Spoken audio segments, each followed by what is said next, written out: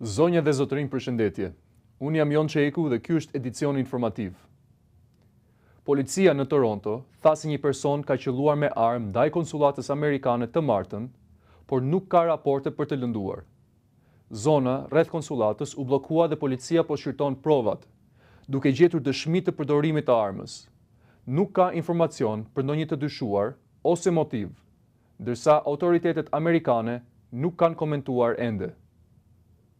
Policia ka konfirmuar se janë qelluar disa herë me armë ndaj konsullatës amerikane në Toronto të martë, por, fatmirësisht, nuk ka pasur të lënduar. Oficerët u pan duke rrethuar zonën dhe duke kontrolluar skenën, duke marrë fotografi dhe duke mbledhur prova të përdorimit të armës. Policia theksoi se nuk ka informacione për një të dyshuar dhe nuk është e qartë motivi i incidentit. Përfaqësuesit e konsullatës amerikane dhe departamenti i shtetit nuk kanë dhënë ende koment. Ngjarja vjen pak ditë pas shpërthimit të një pajisjeje të improvisuar në ambasadën amerikane në Oslo të Norvegjisë, ku policia po kërkon ende një të dyshuar dhe po shqyrton lidhjen e mundshme me konfliktin në Iran. Ngjarjet e tjera të lidhura me sigurinë, përfshirë 2 arrestime për sulme me bomba në New York gjatë fundjavës, tregojnë se autoritetet janë në vigjilencë të lartë në mbar botën. Policia në Toronto vazhdon hetimet për të përcaktuar kush qelloi dhe si ndodhi incidenti, ndërsa qytetarët inkurajohen të shmangin zonën përkohësisht. Kancelari gjerman Friedrich Merz shprehu shqetësim se nuk ka një plan të përbashkët mes Izraelit dhe Shteteve të Bashkuar për përfundimin e luftës kundër Iranit. Ai paralajmëroi se Europa nuk është e interesuar për një konflikt të pafund dhe se duhet shmangur një skenar i ngjashëm me atë të Libisë apo Irakut. Sipas tij, një përshkallëzim i mëtejshëm do të rrezikonte sigurinë, energjinë dhe situatën e migracionit në Europë. Kancelari gjerman Friedrich Merz ka shprehur shqetësim të madh për zhvillimet e fundit në lindjen e mesme, duke paralajmëruar për rrezikun e një përshkallëzimi të mëtejshëm të konfliktit. Sipas tij, lufta që Shtetet e Bashkuara dhe Izraeli po zhvillojnë kundër Iranit prej më shumë se një jave, po ngre gjithnjë e më shumë pikpyetje për mënyrën se si mund të përfundojë. Merz theksoi se shumë nga objektivat e këtij operacioni mbështeten edhe nga vendet evropiane, po shtoi se shqetësimi kryesor është mungesa e një strategjie të qartë dhe të përbashkët për përfundimin e shpejtë të luftës. Sipas tij, çdo ditë që kalon rrit rrezikun e përshkallëzimit të konfliktit në rajon. Ai akuzoi gjithashtu Iranin për sulme të papërzgjedhura ndaj vendeve të rajonit, përfshirë edhe partnerë të afërt të Gjermanisë, duke i dënuar këto veprime me ashpërsi. Kancelari gjerman theksoi se Gjermania dhe vendet e tjera të Europës nuk kanë interes për një luftë të pafund. Ai paralajmëroi se duhet shmangur çdo skenar që do të çonte në shpërbërjen e integritetit territorial apo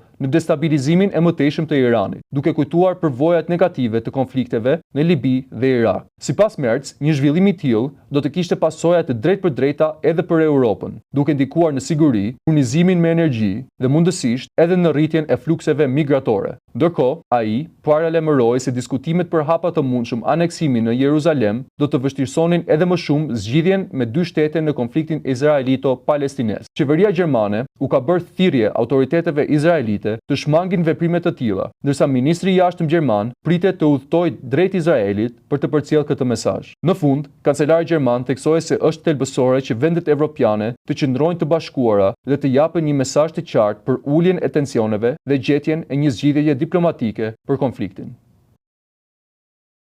Disa lojtarë të ekipit të futbollit të femrave të Iranit mbërritën në aeroportin e Sydney gjatë rrugës për të kthyer në vendin e tyre.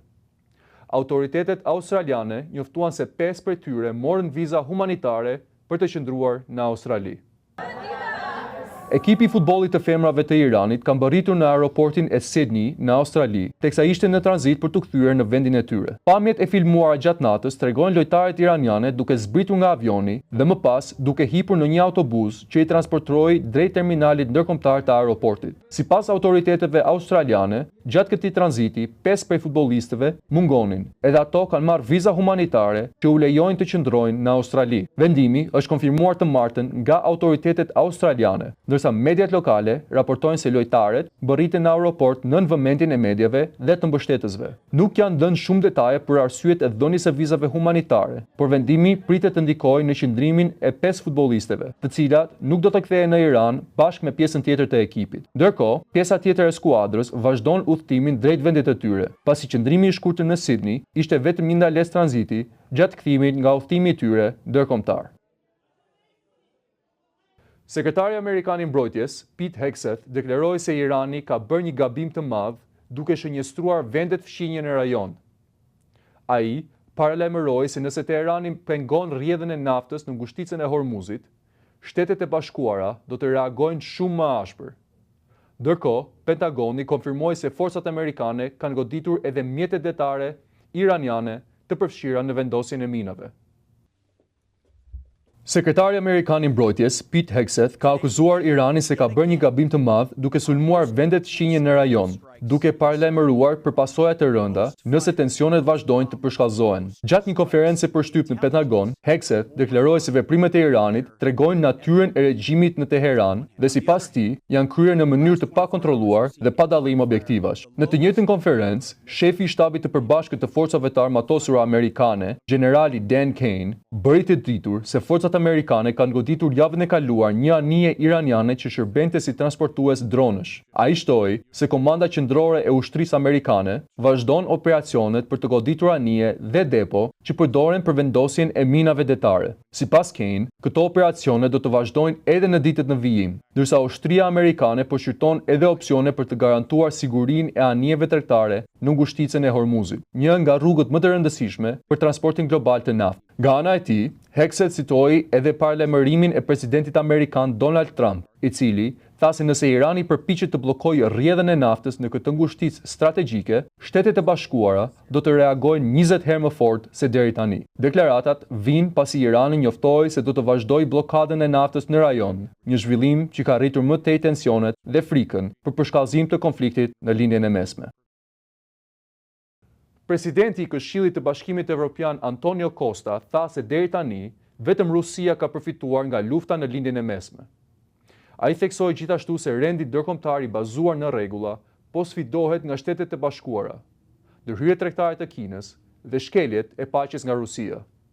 Costa bëri thirrje që të gjitha palët në lindjen e mesme të ushtrojnë vetëpërmbajtje dhe të kthehen në tryezën e bisedimeve, ndërsa të drejtat dhe liritë e popullit iranian duhet të mbrohen. Presidenti i Këshillit të Bashkimit Evropian, Antonio Costa, tha se deri tani vetëm Rusia ka përfituar nga lufta në lindjen e mesme, se rritja e çmimeve të energjisë ka sjellë burime të reja për Moskën për të financuar luftën kundër Ukrainës. Sipas tij, Rusia ka përfituar nga shpërndarja e kapaciteteve ushtarake që ndryshe do të mund të mbështesnin Ukrainën. Costa deklaroi se këto zhvillime kanë zvogluar vëmendjen ndaj frontit Ukrainës, duke lejuar Rusinë të përfitojë nga situata. Ai paralajmëroi se rendi ndërkombëtar i bazuar në rregulla po sfidohet nga Shtetet e Bashkuara, ndërhyrjet tregtare të Kinës dhe shkeljet e paqes nga Rusia. Costa bëri thirrje që të gjitha palët në linjën e mesme të ushtrojnë vetëpërmbajtje dhe të kthehen në tryezën e bisedimeve. Ai gjithashtu theksoi mbështetjen e Bashkimit Evropian për popullin e Iranit dhe të drejtën e tyre për të jetuar në paqe dhe për të vendosur për të ardhmen e tyre, duke shtuar se të drejtat dhe liritë nuk mund të arrihen përmes bombardimeve, por vetëm përmes respektimit të ligjit ndërkombëtar. Dy aktivistë të Greenpeace ndërpren hapjen e samitit botëror të energjisë bërthamore në Paris, duke ju afruar presidentit Emmanuel Macron me pankarta.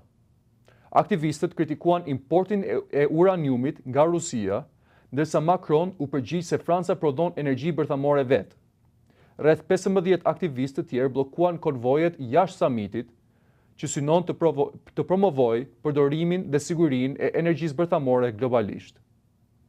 Dy aktivistë të Greenpeace ndërpren hapjen e samitit botëror të energjisë bërthamore në Paris, teksa ju afruan presidentit Emmanuel Macron me pankarta në duar. Ngjarja ndodhi teksa presidenti Macron dhe drejtori i Agjencisë Ndërkombëtare të Energjisë Bërthamore, Rafael Grossi, po mirëpritnin krerët e shteteve. Njëri protestues ju drejtua Macronit: "Pse ende blejmë uranium nga Rusia?" Presidenti ju përgjigj qetësisht: "Ne prodhojmë energji bërthamore vetë." Megjithatë, Franca importon ende uranium të pasuruar, përfshirë nga Rusia, përse kompania shtetërore ruse, Rosatom, mbulonte gati 44% të kapacitetit global të pasurimit në 2025. Përveç ndërprerjes në sken, rreth 15 aktivistë të tjerë të Greenpeace bllokuan konvojet e mbërritjes jashtë vendit të samitit. Franca po mban këtë samit për herë të dytë, ku liderët botror diskutojnë dhe promovojnë përdorimin e energjisë bërthamore dhe sigurinë energjetike globale. Presidenti rus Vladimir Putin ka ofruar opsione për të ndërmjetësuar dhe ulur tensionet në konfliktin e Iranit.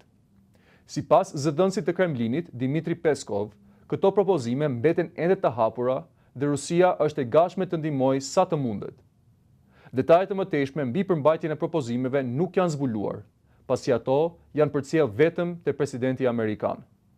Kremlini konfirmoi të martën se propozimet e presidentit rus Vladimir Putin për të ndërmjetësuar edhe për të ulur tensionet në konfliktin në Iran mbeten ende në tryezë. Sipas zëdhënësit të Kremlinit, Dmitri Peskov, këto propozime janë prezantuar që në fillim të krizës, para se të fillonte faza ushtarake e konfliktit, dhe shumë prej tyre janë ende të vlefshme. Peskov theksoi se Rusia është e gatshme të ofrojë çdo ndihmë të mundshme për të reduktuar tensionet në lindjen e mesme dhe do të jetë e lumtur të ndihmojë sipas mundësive të saj. Megjithatë, zëdhënësi i Kremlinit nuk dha detaje shtesë mbi përmbajtjen e propozimeve, duke theksuar se ato janë dërguar direkt tek presidenti amerikan dhe se procesi i miratimit të tyre do të shihet në ditët e ardhshme. Aktualisht nuk ka mundësi për të specifikuar detaje dhe nuk ka asnjë qëllim për të zbuluar këto propozime publikisht, tha Peskov. Analistët ndërkombëtar vlerësojnë se roli i Rusisë si ndërmjetës mund të ketë ndikim të rëndësishëm në uljen e bashkallëzimit të situatës në rajon, megjithse nuk është ende e qartë nëse Shtetet e Bashkuara do t'i pranojnë këto opsione. Kremlini, nga ana tjetër, insiston se synimi është të ofrohet çdo ndihmë e mundshme për stabilitetin rajonal dhe për të lehtësuar tensionet mes aktorëve kryesor. Situata mbetet e tensionuar, ndërsa komuniteti ndërkombëtar ndjek me kujdes çdo zhvillim lidhur me përpjekje diplomatike të Rusisë. Mira iranian u mblodhen në sheshin Engelab në Teheran për të shprehur besnikëri ndaj liderit të ri suprem Mojtaba Khamenei, pas zgjedhjes së tij nga Asambleja e Ekspertëve. Tubuesit mbajtën flamuj iranian dhe portretet e Khameneit të ri dhe të babait të tij të ndjer, Ali Khamenei.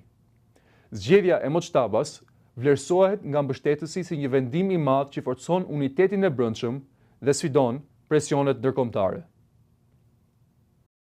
Mira iranian u mblodhen në sheshin Engalab në kryeqytet për të shprehur besnikërinë dhe mbështetjen e tyre ndaj liderit të ri suprem Mojtaba Khamenei. Pas zgjedhjes së tij si udhëheqës i tretë suprem i Iranit, ai është djali i Ali Khameneit, liderit të ndjer të Iranit, i cili u vra në sulmet e përbashkëta të SBA dhe Izraelit më 28 shkurt. Qindra qytetar mbajtën flamuj iranian dhe portrete të Mojtaba Khameneit dhe babait të tij, duke e bërë sheshin një fokus të madh politik dhe shoqëror. Shumë mirë, absolutisht shumë mirë. Ky është një nga vendimet më të mira që janë marrë që nga revolucioni. Një burim krenarie për të gjithë muslimanët dhe iranianët, tha Reza, një nga mbështetësit. Zara shtoi, ashtu si kemi mbështetur Ali Khamenei deri tani, nga tani do të zbatojmë urdhrat e liderit të ri. Tubimi erdhi ndërsa sulmet amerikano-izraelite vazhdojnë të godasin Teheranin dhe zonat përreth, duke shkaktuar tymë të dendur dhe shqetësime për furnizimet e karburanteve dhe ndotjen. Qyteti po përballet gjithashtu me valë sulmesh me raketa dhe dron të Iranit ndaj Izraelit dhe objektivave amerikane në rajon. Mbështetësit e Mojtaba Khamenei e shohin zgjedhjen e tij si një përgjigje të fortë ndaj presionit ndërkombëtar dhe një mënyrë për të forcuar unitetin e brendshëm të vendit. Shtetet e Bashkuara publikuan një video që, sipas Komandës Qendrore Amerikane, tregon 3 sulme ndaj lansuesve iranian të raketave. Video shoqërohej me një mesazh që paralajmëron se forcat amerikane do të shkatrojnë çdo lansues që gjejnë, pavarësisht përpjekjeve të Iranit për t'i fshehur. Vendi dhe data e filmimit nuk janë konfirmuar nga mediat ndërkombëtare, ndërsa presidenti Donald Trump paralajmëroi se konflikti me Iranin mund të përshkallëzohet nëse pengohet eksportet e naftës. Shtetet e Bashkuara publikuan një video që sipas Komandës Qendrore Amerikane tregon 3 sulme të kryera ndaj lansuesve iranian të raketave. Në video shihet goditja e objektivave, të cilat sipas njoftimit përbëjnë kërcënim për sigurinë rajonale. Një mbishkrim paralajmëron: regjimi iranian mund të përpiqet të fshehë lansuesit e tij, por forcat amerikane nuk do të ndalen. Kur i gjejmë, i shkatrojmë. Reuters nuk arriti të verifikojë në mënyrë të pavarur vendin dhe datën e filmimit, ndërsa nuk ka prova që video të jetë publikuar më parë para datës 9 mars. Videoja tregon fuqinë ushtarake të SBA-s dhe përpjekjet për të parandaluar kërcënimet raketore nga Irani. Ndërkohë, presidenti Donald Trump paralajmëroi se konflikti mund të përshkallëzohet nëse eksportet e naftës nga lindja e mesme pengohen. Megjithse ai, po ashtu, parashikon një përfundim relativisht të shpejtë të tensioneve. Analistët thonë se ky publikim shërben si një mesazh paralajmërues dhe një demonstrim i aftësive ushtarake amerikane në rajon. Trump Presidenti Amerikan Donald Trump tha se Kuba është në vështirësi të mëdha humanitare dhe se sekretari i shtetit Marco Rubio po merret me situatën e cila mund të përfshijë një rrëzim miqësor ose jo të qeverisë kubaneze. Trump vlerësoi punën e Rubios dhe theksoi se Kubës i mungojnë resurset dhe energjia për të përballuar krizën. Qeveria kubaneze nuk ka pranuar bisedime zyrtare, por nuk i ka mohuar plotësisht spekulimet për kontaktet informale me pasardhës të familjes Castro.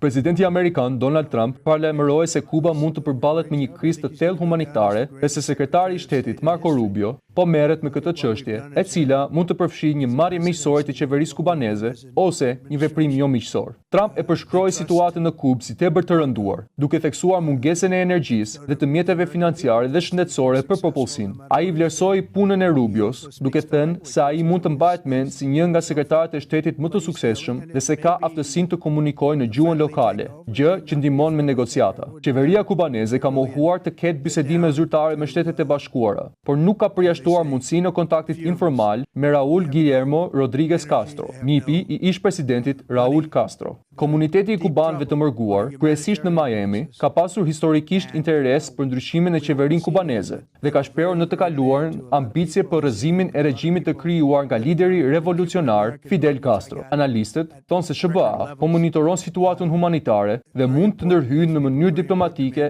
ose strategjike për të mbrojtur popullsinë dhe për të ruajtur ndikimin rajonal, ndërsa pasojat e krizës mund të kenë ndikim të gjerë politik dhe social. Kjo ishte gjithçka që kishim përgatitur për ju sot. Bashkë mirupafshim.